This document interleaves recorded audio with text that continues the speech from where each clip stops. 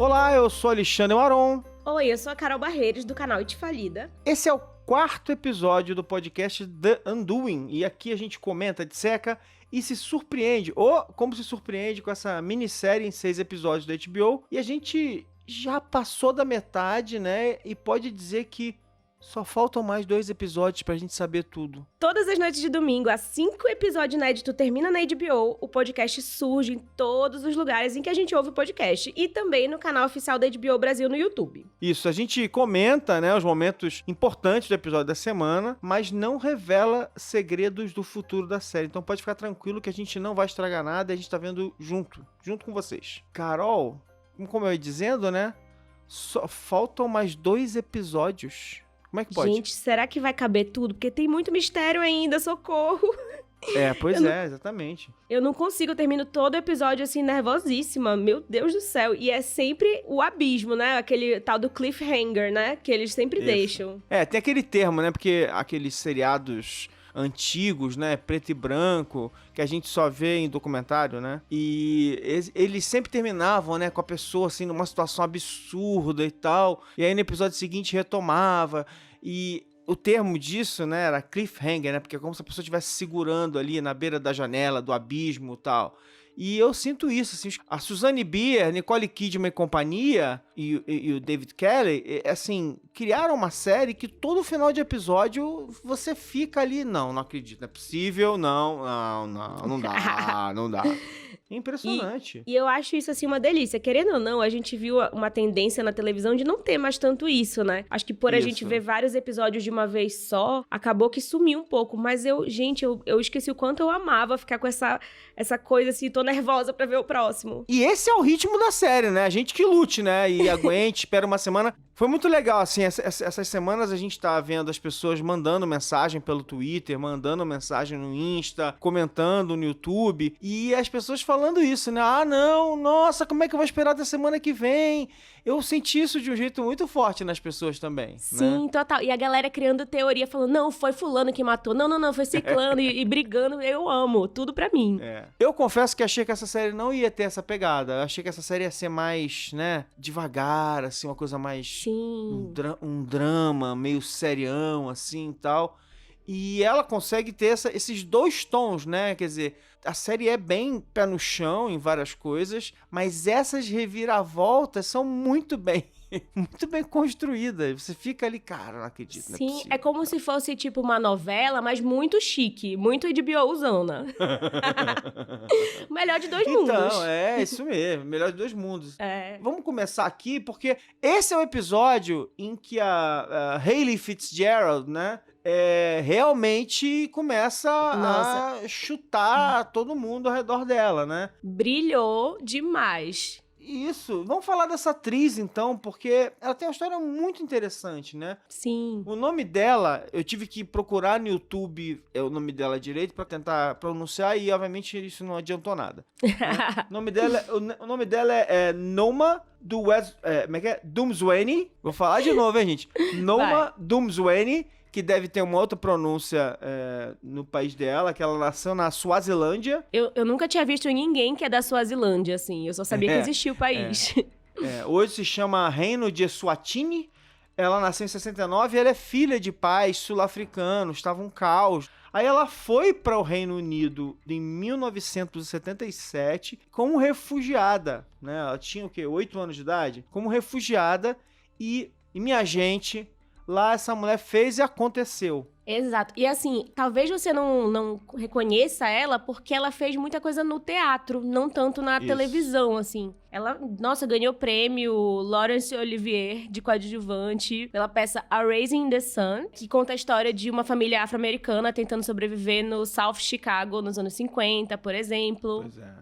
E ela teve um elenco de séries e filmes. Ela participa dessa nova versão de Mary Poppins, por exemplo. Até que em 2015... Para desespero dos racistas de plantão, ela foi anunciada como a intérprete da Hermione na adaptação de Harry Potter, na montagem lá do West End de Londres, né? Uma peça que eles fizeram musical e tal, não sei. E acho que uma coisa que tá muito clara, né? É que essa mulher que foi refugiada, que fez personagens fortíssimos no teatro, que enfrentou controvérsias e tal. Essa mulher emana poder naquele olhar dela, né? Total. Eu senti que ela foi, até o momento, uma das pouquíssimas personagens dessa série que enfrentou o Hugh Grant, o nosso Jonathan. Porque ninguém enfrenta esse homem. Fica todo mundo, ai, você é tão charmoso. E ela, tipo, tô nem aí pra ti, sabe?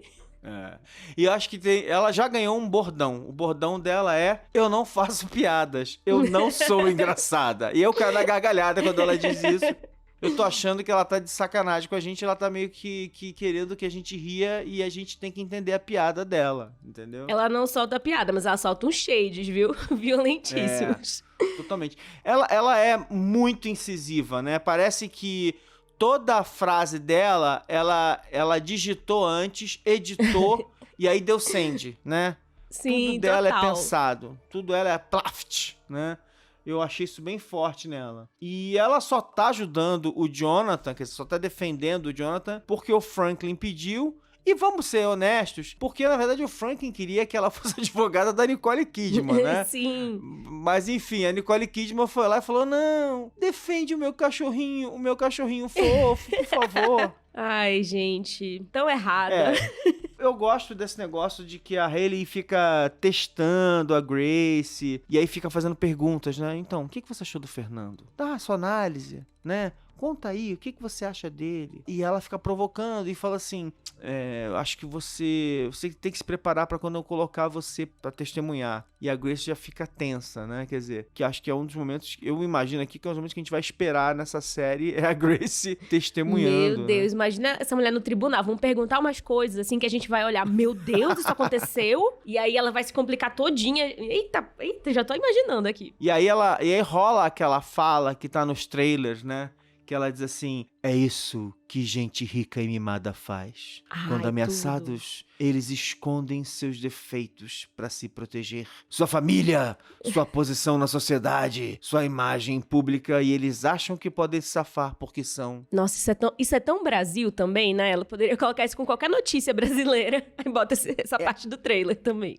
Mas eu acho que é engraçado, né? Porque assim, a gente vai saber muito pouco sobre essa personagem, até porque essa personagem, ela não é do livro, né? Ela tá só na série. E esse é um daqueles momentos em que ela fala olhando pra Nicole Kidman e é como se tivesse uma história inteira atrás dessa frase, porque ela não é dita de uma forma leve, ela é dita de uma forma, assim, tem um filete de raiva aí, tipo, né? Tipo, vocês são podres, sabe? Uma coisa assim. Sim, como se ela já tivesse sentido muito isso na pele. Não sei se só pelos clientes ou na vida mesmo, né? Eu acho que o mais interessante disso tudo é o seguinte, é quando ela olha pra ele, vê aquilo tudo, então assim, ela parece não estar afetada pelo charme dele, mas ela entende o charme dele. Ela acha que ele na televisão poderia funcionar, ele olhando pra câmera e falando, que é o que a gente vai ver Sim. no final do episódio.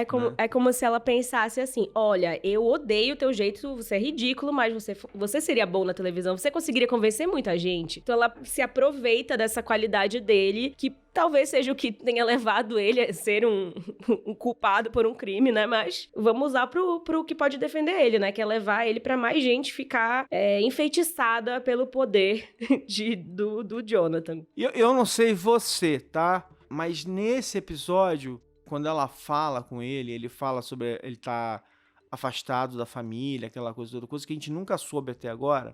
Eu fiquei com uma sensação de que a gente pode estar lidando com um psicopata clássico ali, no sentido de que ele simula as emoções dele, ele simula as coisas, ele é dissimulado e ele tá o tempo todo tentando manipular as pessoas. Eu fiquei com essa sensação, assim.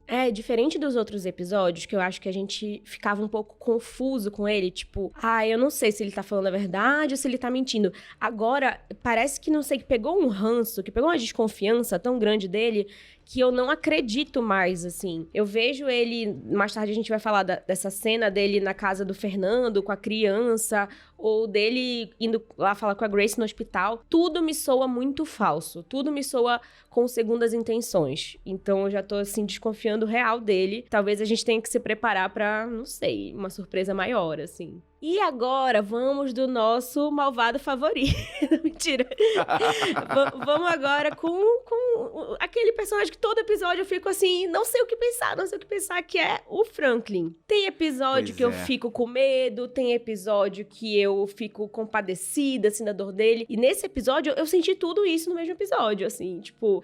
Não sei dizer. Às vezes eu quero abraçar ele, que eu tô com peninha. Às vezes eu quero brigar com ele. Tá confuso. Mas cada vez o fato do Donald Sutherland ser um grande ator fica mais nítido, assim. Ele é muito foda. Não, ele tem falas saborosas, né? Mas eu gosto muito de uma coisa, assim, que ele tá sempre fazendo coisa de rico velho, né?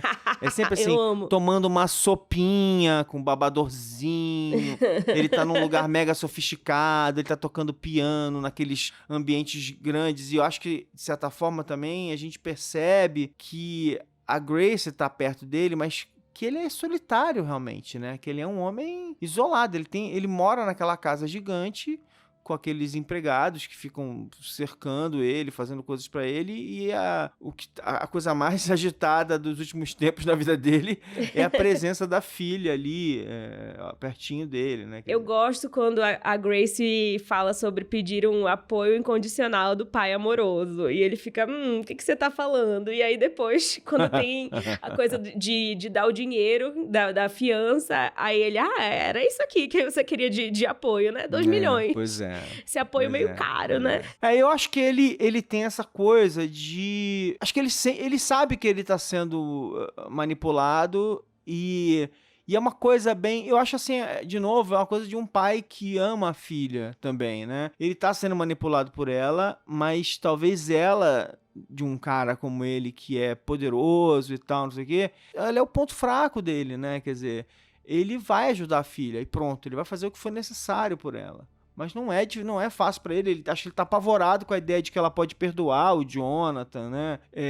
Sim, eu acho que ele e todos nós que estamos vendo também, né? Estamos apavorados com isso.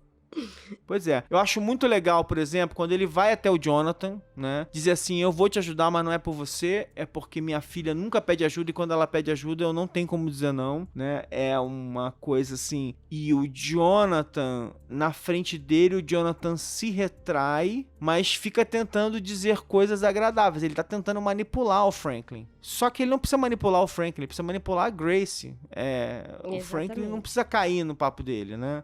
Porque ela vai pedir por ele, assim. Eu acho que, por exemplo, ele quis muito que alguém pagasse a fiança e ele foi com a Grace, ele não foi pedir pro Franklin, sabe? Ele sabe que não vai rolar. O caminho pra carteira do Franklin acaba sendo a Grace, né? Ela é o ponto fraco dele, né? Nossa, faz eu pensar tão mal do Jonathan, mais do que eu já estava pensando, né?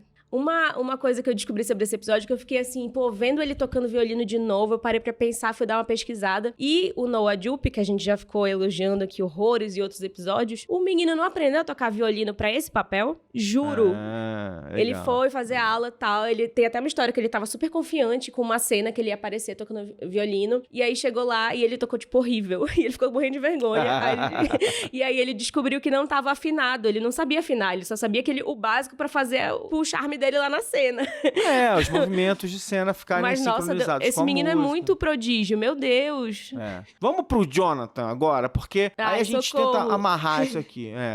Vamos tentar falar do Jonathan. É difícil falar do Jonathan, porque o Jonathan foi construído... Eu tava vendo umas entrevistas também, que a Nicole Kidman queria o Hugh Grant. Ela fala com a Susanne Bier que ela queria o Hugh Grant, mas ela fala assim, eu queria o Hugh Grant, mas ele não gosta de trabalhar. E o Hugh Grant fala pra todo mundo, né, nas entrevistas, eu odeio esse negócio de trabalhar, mas eu vou lá, né, preciso ganhar meu dinheiro. E ele é muito engraçado, né? Eu não sabia disso. E aí a Susanne Bier fala assim, enigmaticamente a Susanne Bier fala assim, não, eu acho que ele vai topar sim. Eu vou falar com ele, eu acho que ele vai topar porque o personagem é bom demais pra ele dizer não. E aí, enfim, numa outra entrevista a gente descobre a história. A história é a seguinte, o Hugh Grant chegou a quase fazer um filme com a Susanne Bier, tipo, uma década atrás, só que na última hora ele saiu do projeto, deixou o projeto e ele falou assim, não foi uma situação agradável não, foi feia a coisa. Eu achei que ela nunca mais ia falar comigo na vida dela. E aí, quer dizer, pelo jeito as coisas foram consertadas entre eles e tal. Ou então ela entendeu porque que ele saiu do projeto, seja lá o que for. Ou então ela entendeu que, mas agora você me deve uma, né? Tipo, então você vai ter que ver o personagem aqui. Tipo, vou te fazer sofrer nessa série, pode vir aqui. Pois é. Mas eu acho que, assim, no fim das contas, ela entendeu quem ele era. Ela falou sobre isso, ela falou que ele mexe, ele é ele faz esse jeito inglês, né, de, isso não é importante, trabalhar é chato, mas que ele é super, super técnico, super interessado no roteiro, faz mil considerações, questiona cada frase dos personagens, que não é... Então, meu ponto é, ele deve ter saído porque ele se importava com alguma coisa, não estava gostando de alguma coisa, e ele não fez o que ele não achava que não precisava fazer.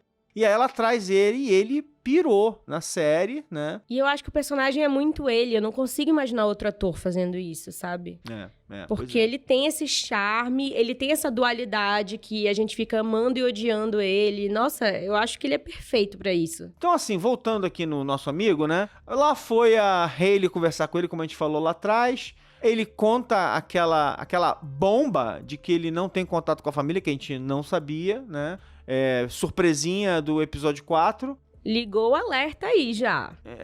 Já ligou ligou 2 alertas, porque ele fala assim, teve outro amante, mas não diz quem é, porque na hora que ele vai dizer pra ela quem é a amante, ela corta, a gente não sabe quem é a amante, a tal da amante dele, né? Será que essa mulher ainda vai aparecer? Pois é, o problema dessas situações é o seguinte, quando você não revela o nome de um personagem que nunca nem apareceu, aí tem, né? Porque pode ser alguém que está ao seu redor na série. Esse que é um dos problemas, né? Sim. Então já dá aquela sensação, será que... Eu nem acho que seja nem tanto o estilo dessa série, né? Mas será que teremos uma surpresa incrível aí e tal? Mas eu gostei da maneira como a Hayley fala assim... Porque ele, né, dá aquelas justificativas, né?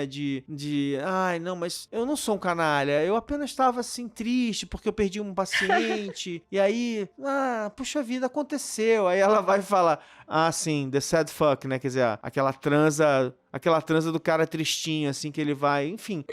Nossa, até papo, pra ele, né? trair a esposa, ele inventa uma história que ele é a vítima, sabe? Isso. Ele não pode falar, fiz merda, isso aí aconteceu, já tem tantos anos. Não, ele tem que criar o negócio pra gente ainda ficar com peninha dele. Pois é. Você ficou surpresa com a Grace e o Jonathan meio conversando como se tudo tivesse normal? Fiquei, porque minha primeira impressão foi que, meu Deus, ela voltou com ele, ela aceitou ele. Mas depois que eu percebi que ele tava forçando uma barra o episódio inteiro com a Grace. Primeiro foi lá no parque, né, de querer ficar com as mãos dadas, e ela, tipo, sai daqui. E depois no hospital, gente, ele chegou lá e foi... Eu senti um desconforto, e eu não tava fisicamente nesse ambiente. E eu senti esse desconforto, e ele tentando pegar na mão dela, e ele, tipo, examinando, tipo, sai daí, cara, o que tu tá fazendo? Então dá uma raivinha, né? E assim, nessa hora que eles estão conversando, é aí que a Grace, ela me surpreende, né? Que ela vai e fala, o que quer que eu sinta por você não importa, porque a minha mente é mais forte que o meu coração. Isso é belíssimo, mas eu não sei se é verdade. O que você acha? Pra mim tocou um momento novela alert, assim. Dan, dan, dan, dan. Eu amo, sabe? Não tem problema. Não tem problema, mas eu acho que é uma coisa assim muito... Ela gosta dele de verdade, né? Acho que ela achava que ela era feliz. Quando o pai pergunta... Eu sempre fico na dúvida se as pessoas estão falando a verdade, né? Mas nesse momento... Porque lembra que o pai perguntou, como é que vocês estão? Ela falou, nunca estivemos melhor. E eu acho que ela acreditava nisso de alguma maneira. Porque eu acho que, inclusive, no primeiro episódio, eu cheguei a dizer isso, eu achava que ela é uma pessoa que gosta de andar pela cidade. E em vários momentos ela andava até com um sorriso, assim, tipo, ela tava feliz, filho...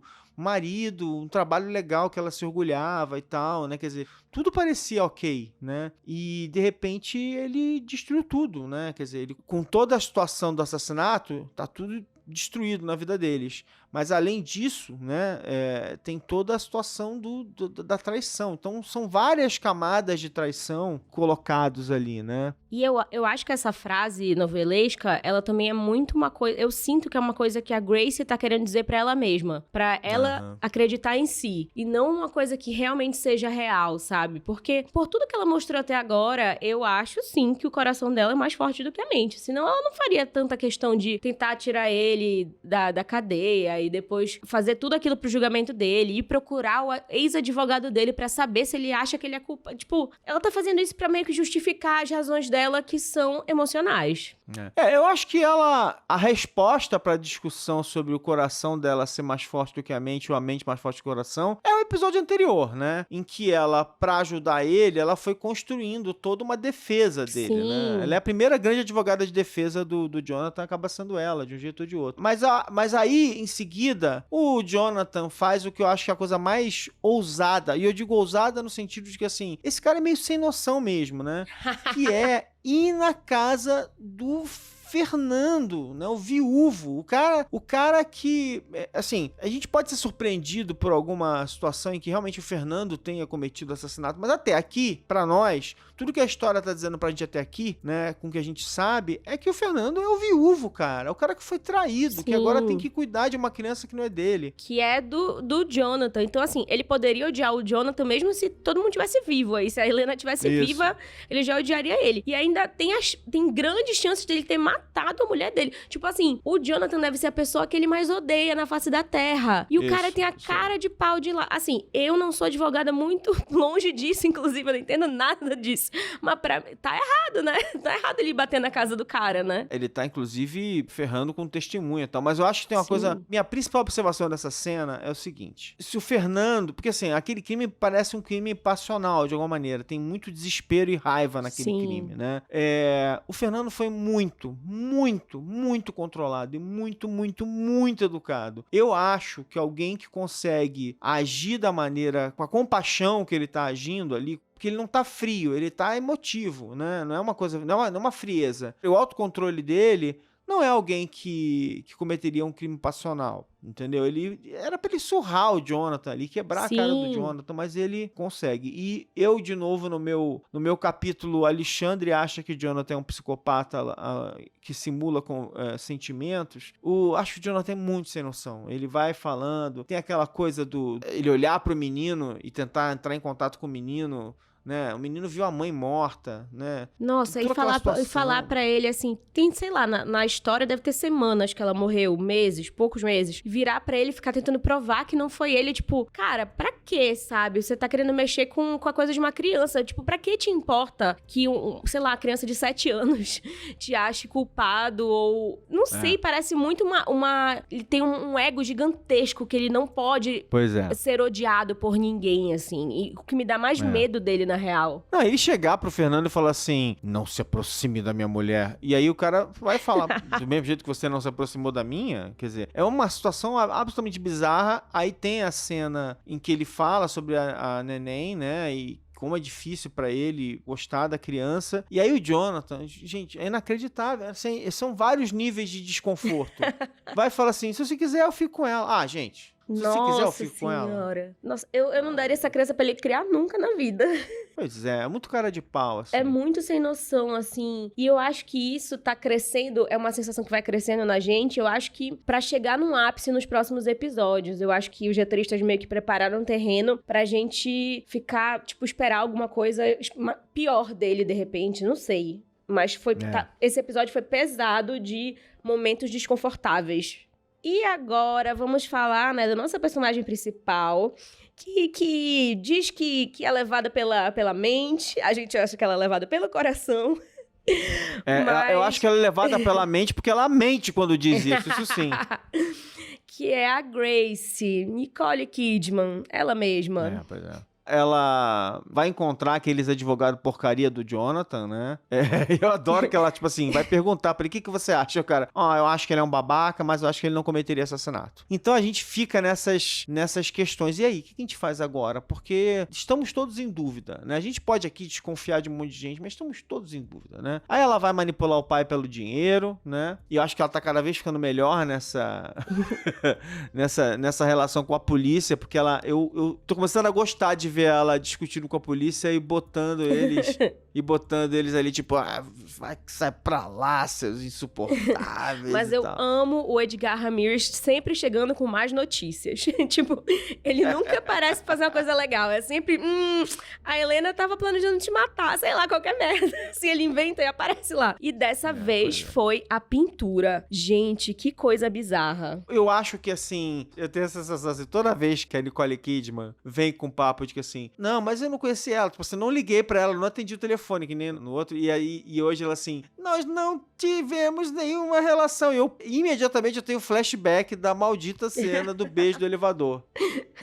Tô tendo flashback traumático, tem câmera naquele elevador. Gente, entendeu? como é que os policiais ainda não acharam essa câmera? A gente tá nervoso aqui desde o primeiro episódio com isso. Pois é. É engraçado porque esse desenho da Helena, ele tem 2 sentidos pra mim, assim. Porque pros policiais ele pode configurar alguma conexão entre a Helena e a Grace. Mas acho que pra Grace, ele ajuda a narrativa que o Jonathan traz da obsessão. Porque, cara, por que essa mulher tá desenhando o meu rosto dessa maneira? A gente se conhecia pouco. Por que ela tá me desenhando, né? Então cria essas... Você bifurca 2 frentes aqui. Sim. Ou assim, eu acho... Não sei, né? Acho que tudo é possível aqui. Mas pode ter também alguma coisa que a gente se surpreenda delas já terem algum tipo de relação que a gente não saiba. Pois é. E aí assim, aí eu fico pensando, pela primeira vez nesse episódio de verdade, até aqui eu sempre olhava, parecia pra mim a Grace imaginando coisas, e aí nesse episódio, pela primeira vez eu comecei a falar assim, cara, e se nem tudo que a gente vê é imaginação? E se realmente houve interações com ela que a gente não sabe, que não são citadas pela Grace? E se a gente tomar uma reviravolta desse tipo? Porque eu comecei a pensar assim, será que não são flashbacks sendo exibidos debaixo do nosso nariz, a gente imagina que são, né, fantasias, imaginações da Grace e tal. Nossa, já pensou? Agora explodiu minha cabeça. Quero rever tudo. Pois é. Bom, vamos aqui para a nossa grande cena do episódio. Pra mim, né, nós tínhamos uma outra candidata que é uma cena curta quando o Franklin foi à escola e tal, mas acho que aqui é uma cena muito legal de novo, essas cenas deles que tem uma continuação, né? Aquela coisa toda. Então essa cena, eu amo essa cena, que é quando eles discutem, logo depois dele ter ajudado ela e tal, e ela chega pra ele... e começa uma discussão com o pai. Ele fala que não quer ser o facilitador dessa reconciliação, né? Porque ele não queria que ela voltasse a viver com ele. E eu gosto da maneira como ela é muito uma relação de pai e filha, né? Que ela quase bate o pé e faz aquele resmungo, né? Passivo-agressivo, falava assim... Você nunca gostou dele. E aí, a gente já tá querendo sair dali por causa do constrangimento, né? Da gente estar naquela cena e tal. E aí, começa um momento, uma deixa aqui, né? O Franklin diz que o Jonathan o desagradou sempre, desde o primeiro momento. E aí, é muito legal, ele constrói uma coisa muito interessante. Eu perguntei pra você o que você gostava nele. E se, na verdade, ele parecia perfeito pra você, porque você tinha explicado pro Jonathan o que perfeito significava. Nossa, e aí o Jonathan eu acho que explodiu todas as cabeças nesse momento. Se moldou pra ser o que ela queria. E aí, eu acho que na verdade, que agora a gente vai olhando pro episódio em retrospectiva, eu acho que na verdade foi nesse momento que eu comecei a enxergar o Jonathan como não só um manipulador, como um psicopata que simula emoções, assim, tipo, o Jonathan virou o marido dos sonhos dela, né? Tipo, porque ele sabia exatamente o que ela queria que ele fosse, né? Sim, e é bem claro, assim, que ele... Pra ela, ele quase que atuava como esse marido perfeito. Ele indo lá na festinha dos ricos, ele, eu vou por você, meu amor. E agindo como aquele cara perfeitão. E a gente tá descobrindo tudo que ele era por trás. Já teve 2 amantes, talvez matou alguma pessoa, já tinha sido demitido, não tinha falado nada. Então, assim, faz todo sentido. E a reação dela, a câmera vai pra ela, a reação da Nicole Kidman nesse momento é uma reação mega sutil, mega bem construída, delicada, e daquele tipo que merece um Emmy, um Globo de Ouro, tudo que aparecer. Porque na hora que ele fala a face dela, ela parece que ela assim, ela entendeu o que ele falou, ela não tem uma resposta pro que ele falou, né? E aí ela não tenta, né, responder, ela se aproxima dele, toca no braço e fala assim, eu sei que você tá com raiva, ou seja, ela sai pela tangente, né? Psicóloga, né? Ela sabia o que falar. Vamos desviar daqui.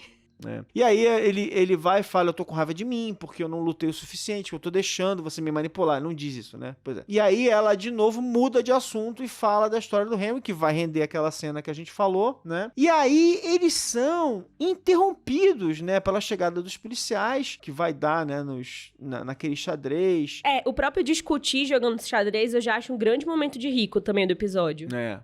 Pois é. E aí, essa cena morre, mas ela tem uma continuação, que é quando eles estão conversando, né? E ela fala que o que ela queria era que o casamento dela fosse como o do pai e da mãe. E aí ele faz uma revelação foda pra ela, que na verdade é a relação de milhões de casais, né? Que mantém as aparências e tal. Ele nunca foi feliz, ele traiu ela o tempo todo, e que o que ele não gostava no Jonathan é que ele enxergava ele mesmo no Jonathan. Ele enxergava aquela dissimulação, aquele charme, aquela coisa toda que ele fez com a esposa, de dar presentes, de tentar enrolar e tal, aquela coisa toda. E eu gostei muito dessa construção, né? Porque mostra como as mentiras, elas não são necessariamente um assassinato o tempo todo, uma coisa assim absurda. Elas são coisas do dia a dia desses casais, né? Que precisam manter uma aparência. E eu acho também que a gente acompanhou, assim, a Grace lidando com várias mentiras na vida dela. Parece que tudo foi um pouco destruído. A família, o trabalho, o casamento. E agora a gente pegou a mentira mais profunda de todas, que era a crença dela do casamento dos pais dela, como ela foi criada. A base. Então, assim, de destruiu o mundo dela. E aí termina com esse negócio dele falando pra ela assim, você gosta de perseguir fantasmas, eu tenho medo que você vai achar uma forma de perdoar o Jonathan. E ela fica pau da vida, desfaz o tabuleiro, sai irritadíssima, e a gente vê que o Henry estava assistindo a toda essa cena. Quer dizer, que pode colocar, às vezes, o Henry até numa situação de antagonismo com o avô em algum momento, né? O Henry pode ficar com raiva porque o avô não quer que a mãe e o pai fiquem juntos e tal. E aí a gente vai pra essa cena final, né? Que é a entrevista em que inicialmente ele parece, o Jonathan vai parecer tenso, né? A Hayley, como sempre, segura de si. E aí, quando a câmera vai pro Jonathan, ele vira o Hugh Grant das comédias românticas. Ele fica meio fofinho, né? Aquela coisa Total. assim, né? Ele se defende olhando pro vazio. Ele vai pra Notting Hill. Exatamente. E aí tem um momento muito poderoso, que ali ele é obrigado a dizer algo que ele não falou pra Grace em nenhum momento, né? Ele diz que amava a Helena. E aí, como ele é manipulador, a gente também não tem como saber se ele tá falando isso pra livrar a barra dele pro público ou porque é verdade. Então, não sei. Ainda não me diz nada essa fala. Isso.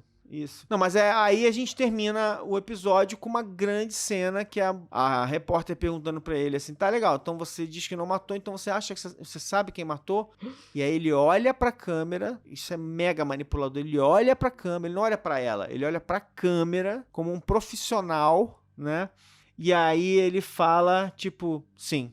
E acaba o episódio e você é absolutamente apavorado. Mais um cliffhanger, como eu falei, mais um você pendurado no abismo esperando uma semana. Dona HBO, Dona Suzanne Bayer, como é que a gente fica 7 dias pra saber quem é que ele vai falar? Não dá, gente. Eu vou morrer até lá. Deu tudo errado, socorro. Perrengues sem fim dessas pessoas, a coisa tá muito dura, né? Então, Vamos falar de perrengue, né?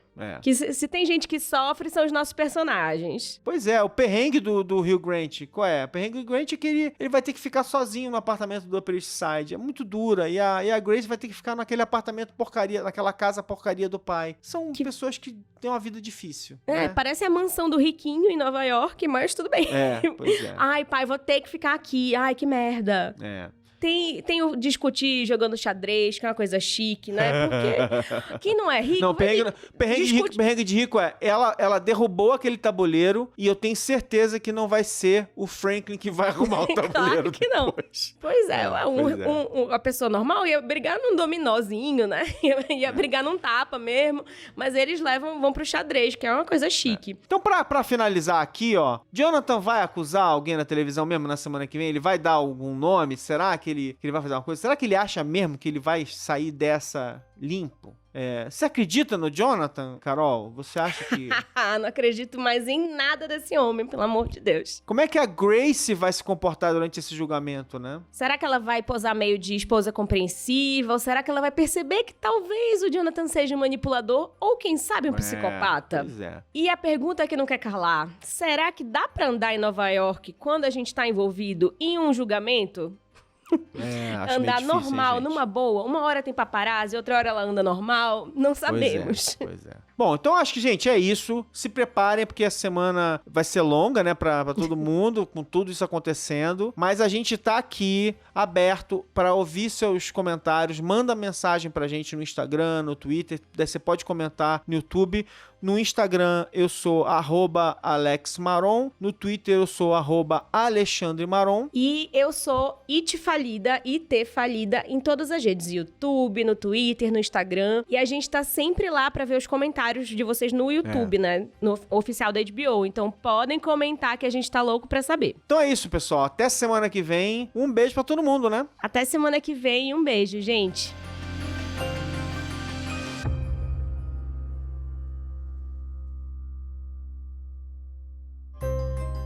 Você acabou de ouvir o podcast oficial de The Undoing, a minissérie da HBO. Escrito e apresentado por Carol Barreiros e Alexandre Maron. Dirigido por Alexandre Maron. Produzido por Guilherme Pinheiro e Maiara Isidoro. Editado por Jéssica Correia. É uma produção da Ampere e da HBO.